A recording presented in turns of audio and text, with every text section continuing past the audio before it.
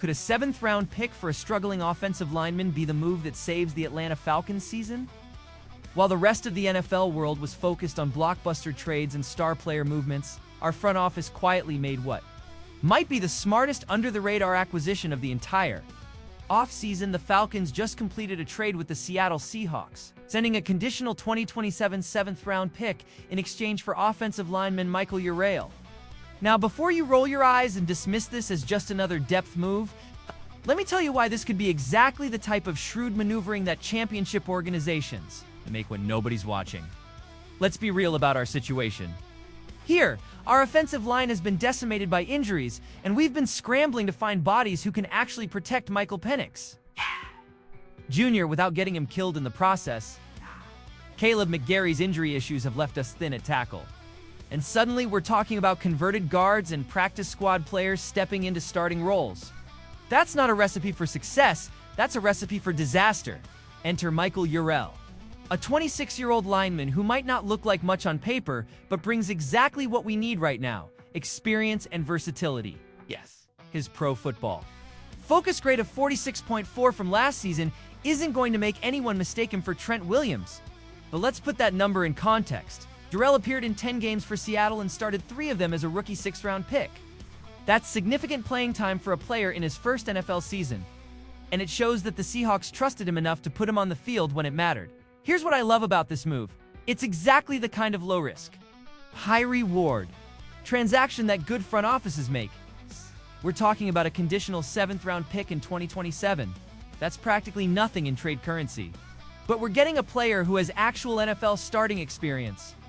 In a league where offensive line depth can make or break your season, having someone who's already proven he can handle NFL pass rushers is invaluable. The timing of this trade is perfect too. Cut-down day chaos always creates opportunities for savvy general managers, and Terry Fontenette jumped on this one immediately. While other teams were focused on bigger names and flashier positions, we identified a specific need and filled it without breaking the bank or sacrificing any meaningful draft capital.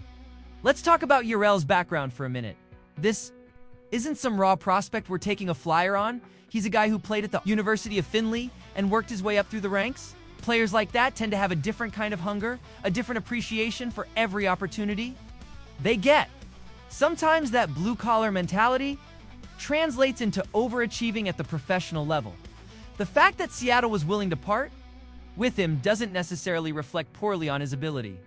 The Seahawks have their own depth chart considerations and salary cap constraints. And sometimes good players become available simply because of roster construction, not because they can't play. Smart teams recognize these opportunities and capitalize on them.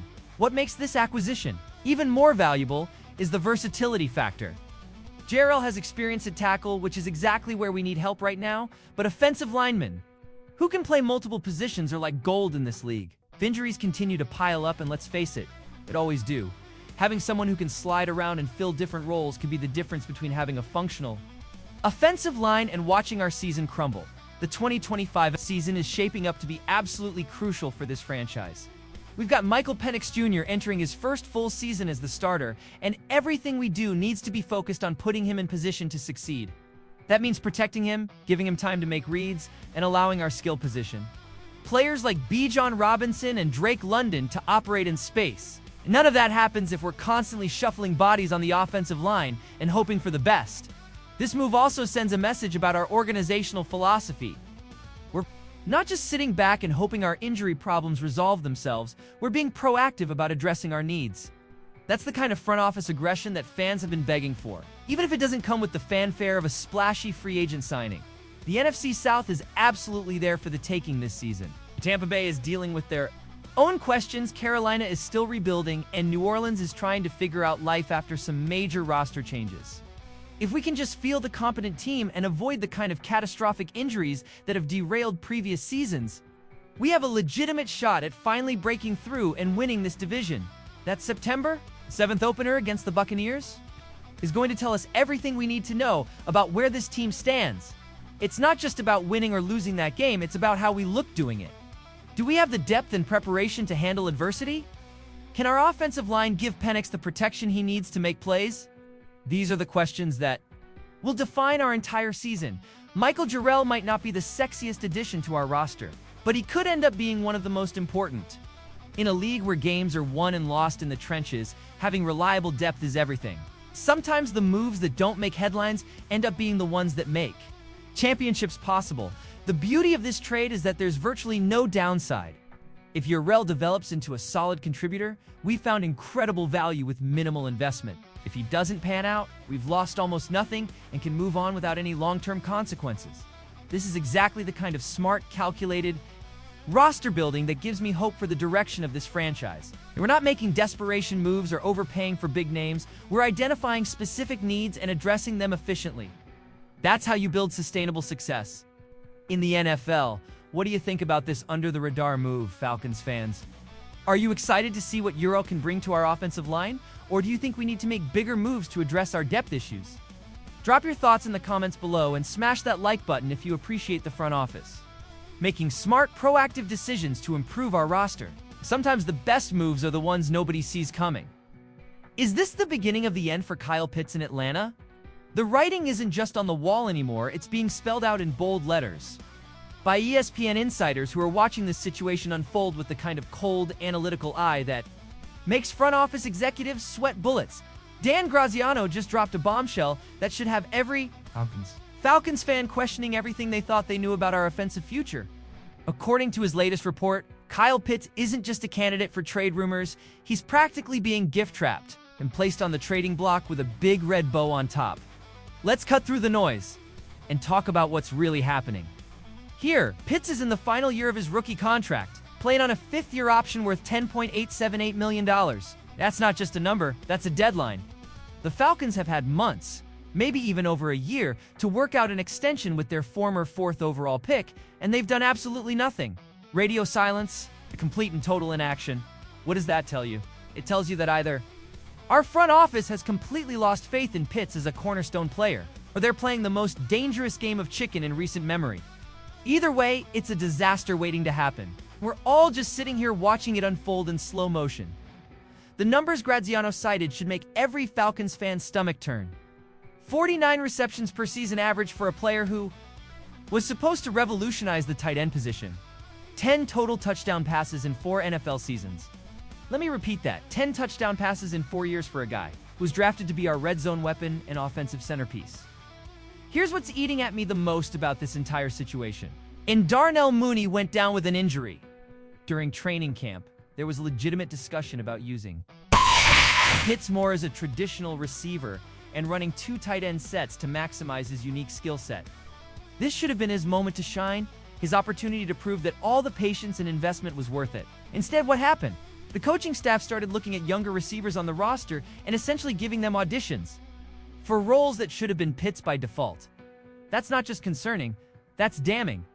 When your own coaching staff is more excited about unproven rookies and practice squad players than they are about your former top 5 draft pick, you know something has gone terribly wrong. It's like watching a marriage fall apart in real time, where both parties are too stubborn to admit it's over, but everyone around them can see the relationship is dead. The injury excuse only goes so far, and frankly, it's getting old. Yes, Pitts missed significant time in 2022 due to injury, but he's played all 17 games in both 2023 and 2024. The availability isn't the issue anymore. It's the production when he's on the field, averaging 633 yards per season over the last 2 years for a player of his caliber and draft position is borderline inexcusable. What makes this even more frustrating is the timing. Michael Penix Jr. is entering his second season, and by all accounts, he has the kind of arm talent that should perfectly complement Pitt's skill set. This should be the year where everything clicks, where the quarterback and tight end develop the kind of chemistry that makes defenses panic. Instead, we're talking about trading away one of the most naturally gifted players on our roster. The market dynamics here are fascinating and terrifying at the same time. Pitts is still only 24 years old, which means whatever team acquires him is getting a player who should be entering his prime years. He's got the size, speed, and athleticism that you simply cannot teach. In the right system with the right quarterback, he could easily return to that rookie form that had everyone comparing him to the greatest tight ends in NFL history. That's the nightmare scenario for Falcons fans watching Pitts get traded to a team like the Chiefs, Bills, or 49ers, and immediately becoming the weapon we always hoped he would be in Atlanta. Imagine him catching passes from Patrick Mahomes or Josh Allen, finally reaching that potential that's been tantalizingly out of reach for the past 3 seasons. From a business perspective, I understand why the front office might be hesitant to commit long-term money to Pitts, tight ends, even elite ones. Don't typically reset the market in the same way that quarterbacks, pass rushers, or shutdown corners do.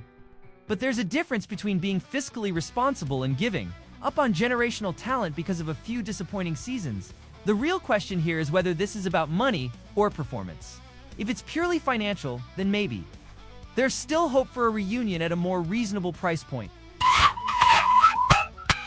But if the coaching staff has genuinely lost confidence in Pitt's ability to be the player they thought they were getting, then a trade might actually be the best outcome for everyone involved.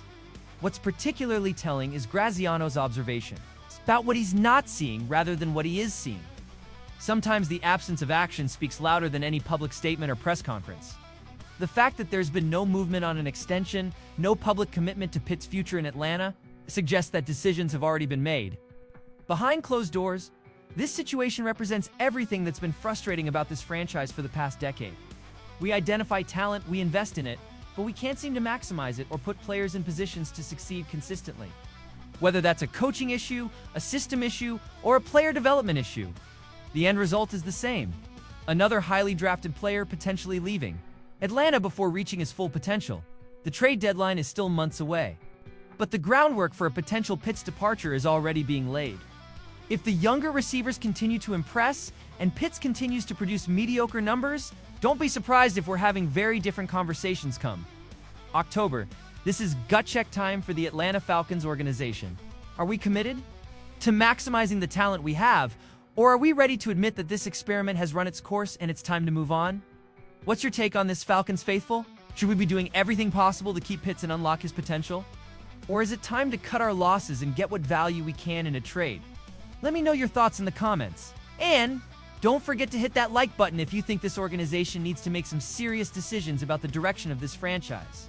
The clock is ticking, and every day we wait makes this situation more complicated.